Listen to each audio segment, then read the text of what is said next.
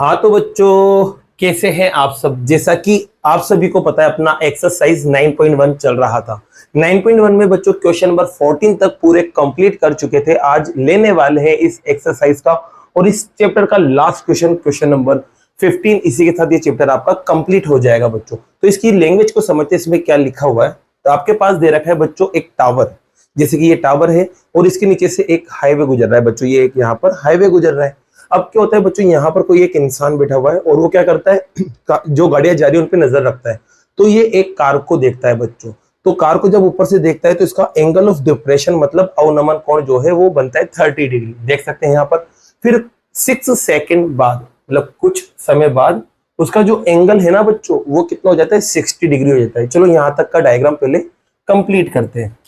जैसे कि देखो, ये आपके पास एक हाईवे है बच्चों, ठीक है, और ये यहाँ पर एक टावर है, ठीक है। अब यहाँ पर से बच्चों कार गुजर रही है और यहाँ पर एक बंदा बैठा हुआ है। मान लेते कि स्टार्टिंग में जो कार थी ना वो यहाँ पर थी। मान लेते ये कार है यहाँ पर स्टार्टिंग में। अब जब वो इसको देखता है यहाँ पर, तो एंगल कितना रहता है, 30 डिग्री रहता है। तो एंगल यहाँ से बनेगा बच्चों। तो यहाँ पर आपको हॉरिजॉन्टल लेवल बनाना पड़ेगा। अब यहाँ से एंगल बना देते हैं।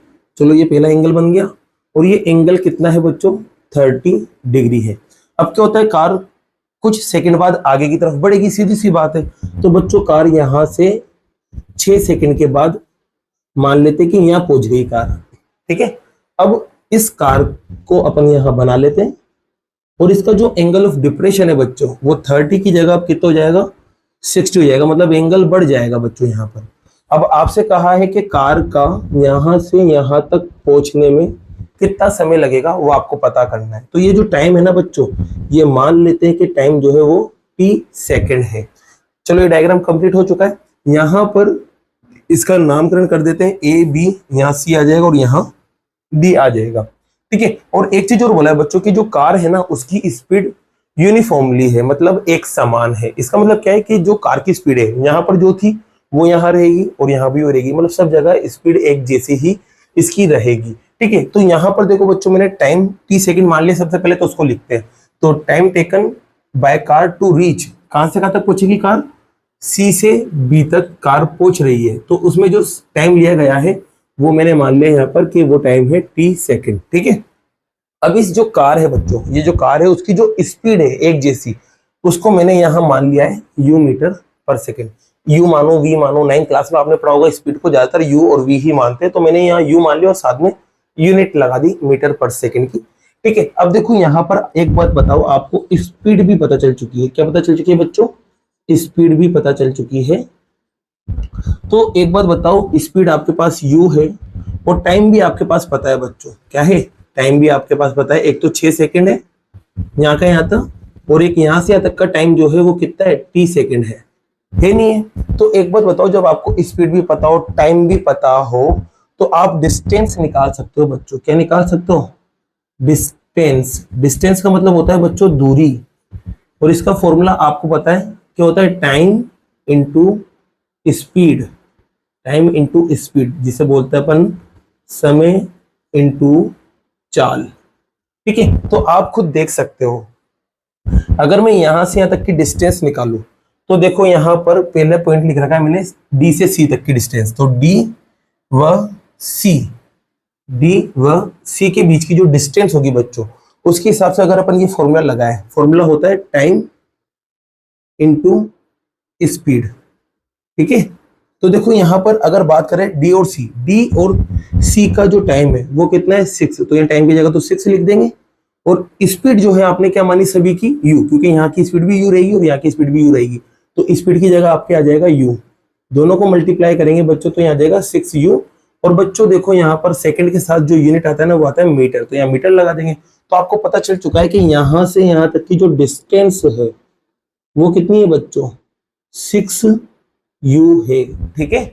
अब ऐसे बच्चों C से B तक की डिस्टेंस निकालते हैं। तो यहाँ लिख देंगे C और B के बीच की डिस्टेंस निकालेंगे। तो बच्चों फॉर्मूला ये रहा, टाइम इंटू स्पीड। तो टाइम आपको पता है, टाइम कितना है, t है, इस बार टाइम t है, और स्पीड तो सभी जगह क्या रहेगी, सेम रहेगी। तो स्पीड u आ जाएगी। तो मल्टीप्लाई करेंगे तो बच्चों आपके पास आएगा tu, और ये इस डिस्टेंस है मतलब दूरी है, तो क्या लगा देंगे पीछे, फिर से मीटर लगा देंगे।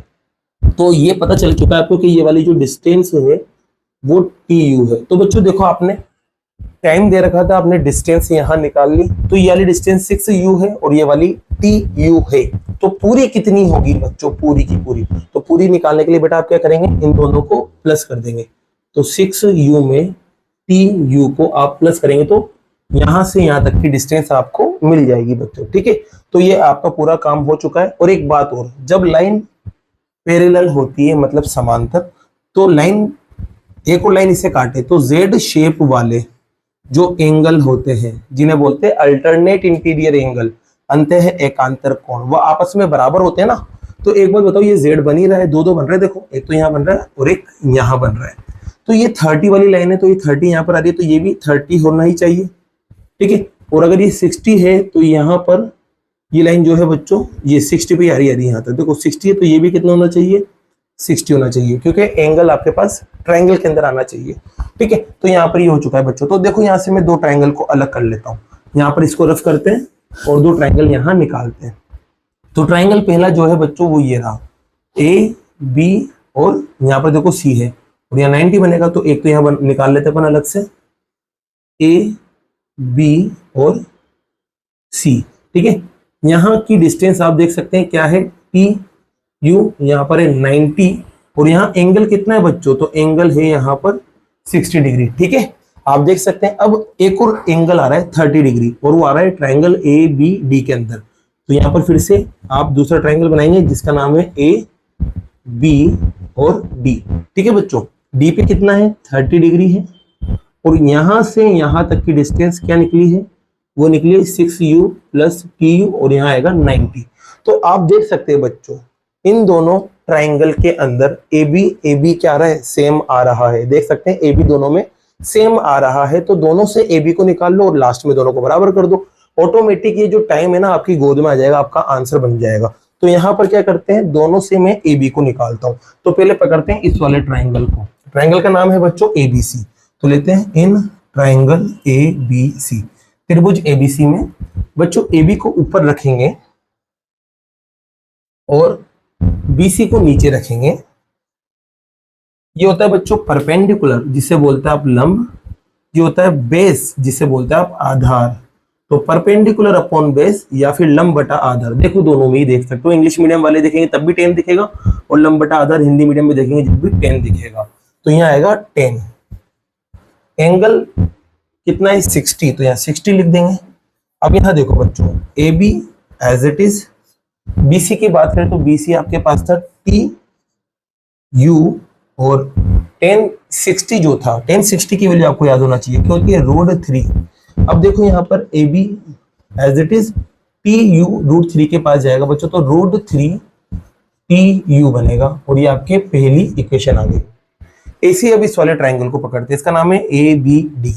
तो यहाँ आते फिर से in triangle A B D, ABD के अंदर बच्चों आपको ए बी को ऊपर रखना है और बी डी को नीचे रखना है। तो फिर से ए बी ऊपर गया और बी डी नीचे गया और यहां फिर से बन गया 10, एंगल कितना हुआ 30, ठीक है। अब देखो यहां पर फिर से A B as it is, B D देखो कितना है 6u प्लस टी यू और 1030 जो होता है ना वो होता है आपके पास 1/√3, 1/√3। अब देखो ये जो पूरा है अपोन में ये 1 से मल्टीप्लाई हो जाएगा उधर जाके, तो 1 से किसी को भी मल्टीप्लाई करो वही आपका रिजल्ट आता है बच्चों, ठीक है। ये आपके पास कौन सी इक्वेशन आ गई, दूसरी इक्वेशन आ चुकी है। अब देखो बच्चों पहली और दूसरी इक्वेशन से, by equation first and second, समीकरण 1 व 2 से आप देखोगे कि इसका एलएचएस भी ए बी है, इसका एलएचएस भी ए बी है, तो दोनों के एलएचएस सेम है, तो ये दोनों रिजल्ट आपस में बराबर होंगे। तो रूट 3 टी यू को आप बराबर कर सकते हैं 6u plus T U upon root 3। अब देखो बच्चों क्या कर सकते हैं, रूट 3 इधर आएगा तो ये रूट 3 इस रूट 3 से मल्टीप्लाई होगा तो 3 बन जाएगा और साथ में टी यू और बराबर में क्या चल रहा है 6u प्लस टी यू।